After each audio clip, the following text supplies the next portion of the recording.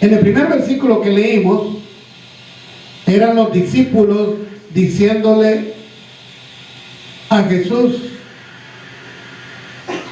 que mandara a toda esa gente que andaba siguiendo a Jesús, que los mandara allá a sus casas para que allá fueran a comer.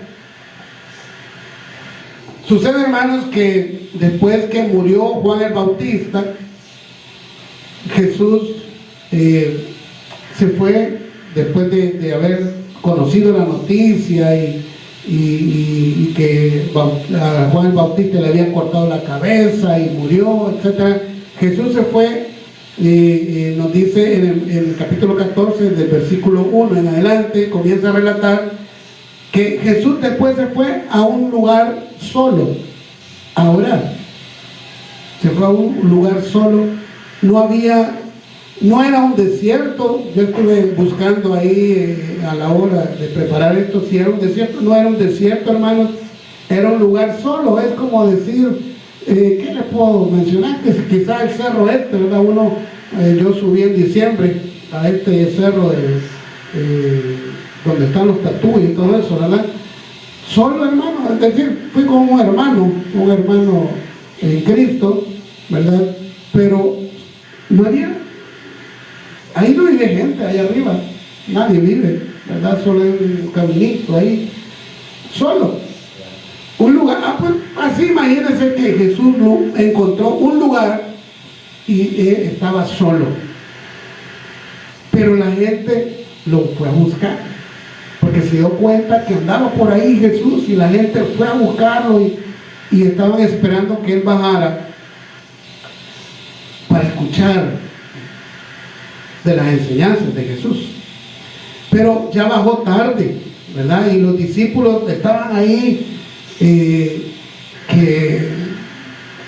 bueno, ¿y qué va a suceder? ¿Verdad? Que aquí vamos a dormir, ¿verdad? Y este montón de gente, al final nos vamos a dar cuenta que eran 5,000 hombres, además de las esposas y de los hijos.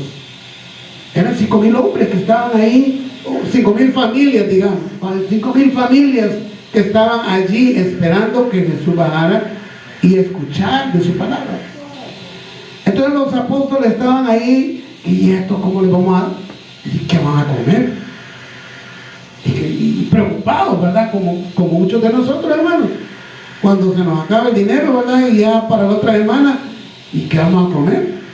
Ah, no, hay que salir, hay que pagar pasajes, hay que ir a comprar un medicamento, no hay dinero, ¿qué vamos a hacer? Y por eso hemos leído ese primer versículo donde Jesús, a la pregunta que le hicieron los apóstoles y le dijeron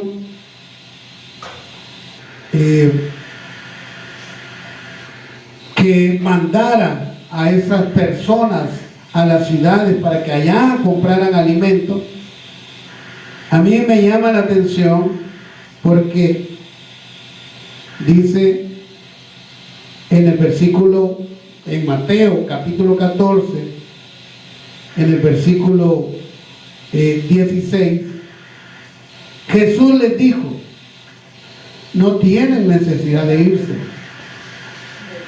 Acuérdense, los apóstoles, los discípulos de Jesús le dijeron: Señor, dile a todos ellos que se vayan a las ciudades, a sus casas y que allá coman. Pero en el versículo 16 dice: Jesús les dijo: no tienen necesidad de irse, denles vosotros de comer. Fíjense, hermano, que este es el verdadero sentido de la iglesia. Hermano, la iglesia que Jesús fundó, no las iglesias, no muchas iglesias que ahora vemos en las ciudades, en los cantones, en todos los lugares. Hay muchas iglesias, hermanos, que han perdido el objetivo, porque muchos pastores, hermanos, entre comillas, pastores, hermanos, lo que andan buscando es su dinero. Lo que andan buscando es que usted pase en el canastito y que usted eche ahí lo más que pueda. Es más, bueno, yo no sé, yo ya no he escuchado mucho de esto, pero hace años, hermanos, se escuchaba, yo escuché a algunas personas que decían, miren, lo que pasa es que ahí el pastor dijo de que Dios le había dicho que le diera la casa y yo le di la casa. Hermano, eso es robo. Dios no actúa así, hermano. Dios no actúa de esa manera. Si Dios le pone a usted en su corazón, se lo pone. Si usted debe darlo algo al Señor, se lo pone a usted, no me lo, o sea, a mí no me, es decir, yo en la manera en que conozco a Dios, lo poquito que he ido conociendo cuando en lo que he ido leyendo la Biblia, Dios le va a decir a usted que haga eso, de dar algún dinero, de dar alguna propiedad. Si Dios se lo pone, usted hágalo, pero que se lo diga a Él. Porque aquí, ¿qué le dijo Jesús a los discípulos? Jesús le dijo, no tienen necesidad de irse, dadles vosotros de comer. Y en el versículo 17 ellos dijeron, no tenemos aquí sino 5 panes y 2 peces. Y en el versículo 18 el Señor le dijo, Jesús les dijo, traédmelos acá. Entonces mandó a la gente recostarse sobre la hierba, y tomando los 5 panes y los 2 peces, y levantando los ojos al cielo, bendijo y partió y dio los panes a los discípulos, y los discípulos a la multitud, a toda la gente. Hermano, cuando Dios levantó a Isaías, al profeta Isaías, cuando Dios levantó a Jeremías, cuando Dios levantó a Moisés, cuando Dios levantó al profeta, a todos los profetas menores, a Oseas, a Nahum, levantó al profeta Jonás, a Zacarías, a Habacuc, a todos ellos, cuando Dios los levantó, hermanos, a ellos para que predicaran la palabra, hermanos, los levantó y usó los recursos que ellos tenían. Y Dios los bendijo a ellos, dándoles para que ellos bendijeran al pueblo. El pueblo, Dios ponía en el corazón del pueblo para que el pueblo devolviera esa bendición con esos profetas. Por ejemplo, en el caso de Moisés, hermanos, a mí me llama mucho la atención. En Éxodo 34 dice que cuando Dios le dijo a Moisés, vas a ir a construir el tabernáculo, y le dio las medidas y le dijo, lo vas a hacer de madera de acacia y vas a usar tela púrpura, azul, azul era un tipo de tela, y le dijo las medidas de cómo deberían quedar separadas las columnas y cómo iba a ser el lugar santo, el lugar santo. Dios le dio todas las instrucciones, pero también le dijo, voy a poner en el corazón del pueblo que te dé todo lo que vas a necesitar. Y el pueblo obedeció, hermano. Ese es el pensar de Dios. Dios pone en el corazón. No es que yo voy a venir aquí a decirle, mire hermano, Dios me dijo que usted me traiga $100 cada uno. No, no es así. Tiene que ponérselo a usted, y usted obedecer. Ahora, el que no obedece, allá se entiende con Dios. Dios sabrá qué va a suceder. Pero si se lo pone a usted y usted obedece, la bendición llega. Porque cuando ponemos nuestros recursos, y de eso se trata esta vez, porque aquí lo que estamos haciendo es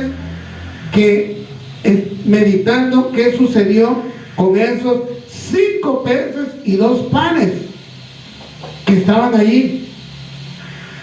5 peces y 2 panes. Imagínense, para 5,000 hombres con sus esposas y sus hijos. ¿Cuántas pocas habrían ahí, hermano? Voy a suponer que cada hombre iba con su esposa, ya son 10,000. Y voy a suponer que cada hombre llevaba un hijo, ya son 15,000. 15,000 pocas que tenían que comer. Suponiendo que cada uno llevaba un hijo, imagínense que llevaran 2, ya son 20,000. Y Jesús dijo, ¿qué tienen ahí? A ver, a los discípulos, a la iglesia, ¿qué tienen ahí? Vamos a ver, tráiganmelos. Y ese es el pensar de Dios, hermano, porque Él es el que tiene el poder, Él es el que todo lo puede. Y veamos lo que sucedió para después entrar en el mensaje ya de esta mañana. Dice en el 19: entonces mandó a la gente, a las personas, a los 5,000 hombres con su esposa y sus hijos, mandó recostarse sobre la hierba, y tomando los 5 panes y los 2 peces y levantando los ojos al cielo, Jesús con los 5 peces y los 2 panes levantó sus ojos al cielo, bendijo y partió y dio los panes a los discípulos y los discípulos a la multitud. Dice en el versículo 20: y comieron todos y se saciaron. Porque la bendición, hermanos, viene de Dios, no viene de los hombres. Si yo ya le he dicho, hermanos, si usted me pide ayuda a alguien, le pide ayuda a un tío, a su papá, a su hijo, al amigo, a quien sea, seguramente le va a ayudar.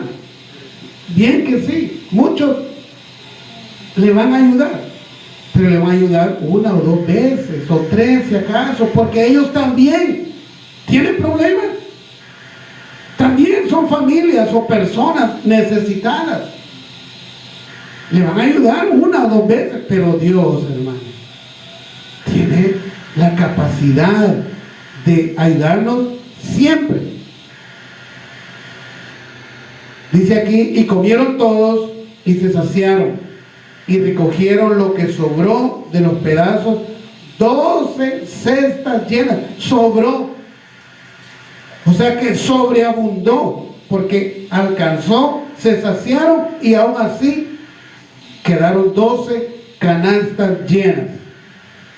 Versículo 21: y los que comieron fueron como 5,000 hombres, sin contar las mujeres y los niños.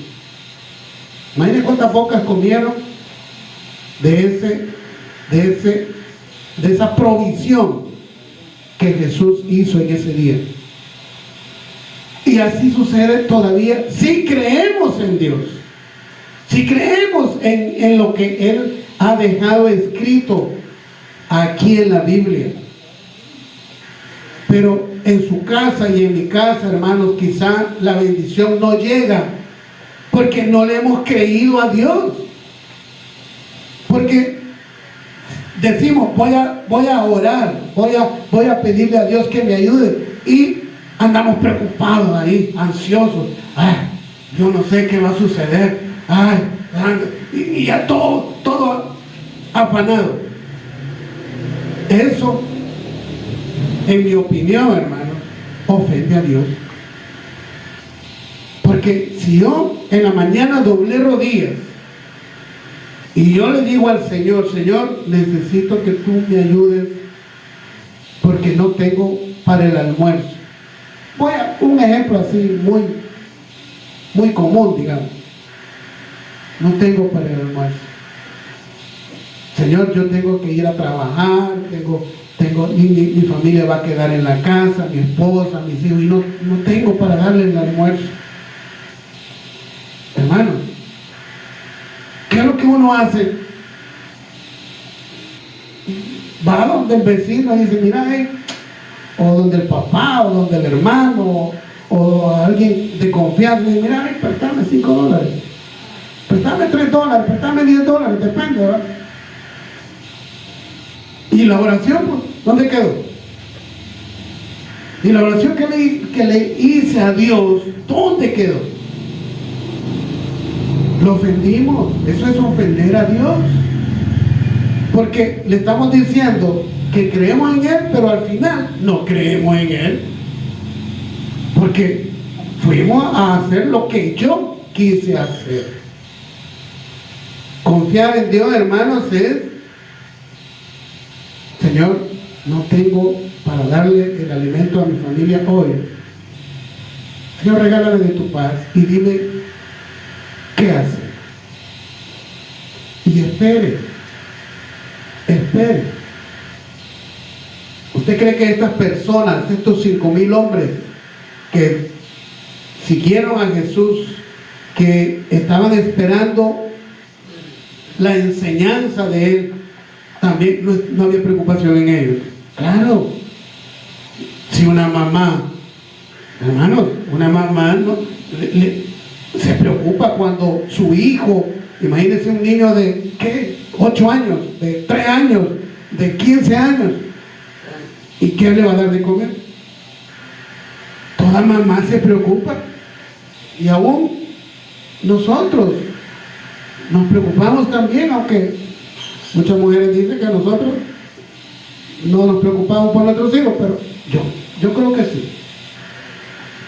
Hermanos, muchas familias estaban preocupadas, pero ahí estaban y atendieron lo que Jesús dijo: recuéstense ahí en la grama y vamos a comer. Y así lo hicieron. Así piensa Dios. Y en estos domingos vamos a ir viendo cómo Él provee, cómo Él sustenta, cómo Él sostiene, cómo Él apoya y nos mantiene en victoria si confiamos en Él, hermanos. Porque miren, si esa es la clave, confiar en su palabra a ciegas.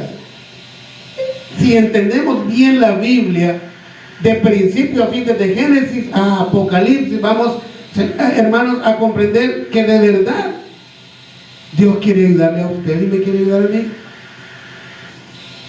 Pero Él tiene su forma de pensar, y esa es la que tenemos que encontrar, que pedirle a Él que nos enseñe cómo es que Él quiere que nosotros actuemos y respondamos ante esas. No es fácil, hermanos, para mí decir aquí, hermanos, esperemos al Señor y a mediodía va a estar el almuerzo, porque ya Él nos va a hacer llegar. No es fácil, decirlo es fácil, pero ya llegada a las 11 de la mañana y no hay que comer, la cabeza comienza a dudar. Lo que hemos estado viendo hace unos domingos, cómo es que el enemigo nos ataca, la mente, siembra duda. Ahí debemos cuidar de que esa duda que Satanás pone en nuestra mente, ya son las 11:30, ¿y qué vamos a comer? Tranquilos. Fíjense que viene a mi mente en este momento aquella preocupación que tenía Moisés cuando iba con el pueblo. Ya había salido de Egipto, iba con el pueblo y llegaron al Mar Rojo. Imagínense cantidad de agua en el mar, en ese Mar Rojo. Y de repente le dicen a Moisés: mira, ahí viene el ejército de Faraón. Y dice allá esto está en Éxodo, en el capítulo 14, si no me equivoco, en el capítulo 14, que había un farallón a un lado, es decir, una gran roca, de manera que no podían correr hacia ahí, no podían ir hacia el mar porque mucha agua, y venía el ejército. Y viene Dios y le dice a Moisés, ¿de qué te preocupas? Está tranquilo. Así le dijo. Y se lo voy a poner, hermano, porque quiero que usted esté seguro de que la Biblia lo dice. Y voy a ponerle acá, primero no lo tenía anotado, voy a buscarlo aquí y luego lo pongo en pantalla. Dice en Éxodo 14.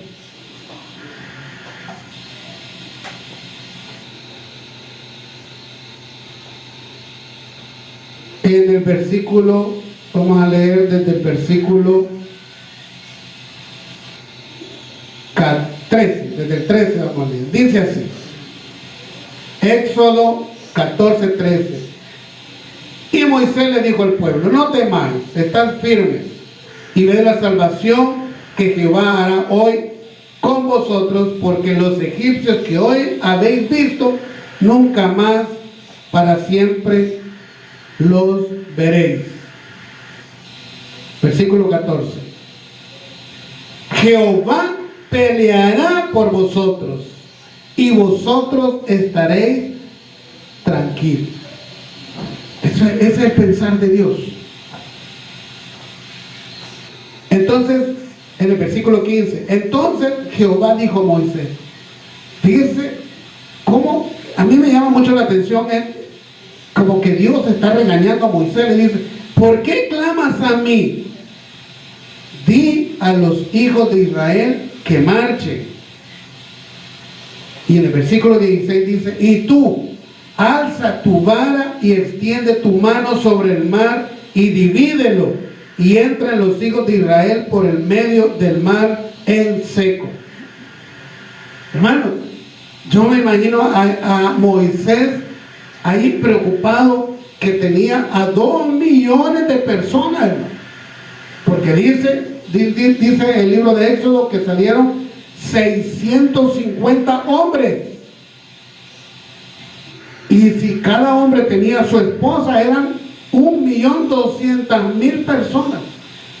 Y si cada uno llevaba su hijo, o póngale 2 hijos, quiere decir que ahí salieron 2.400.000 personas.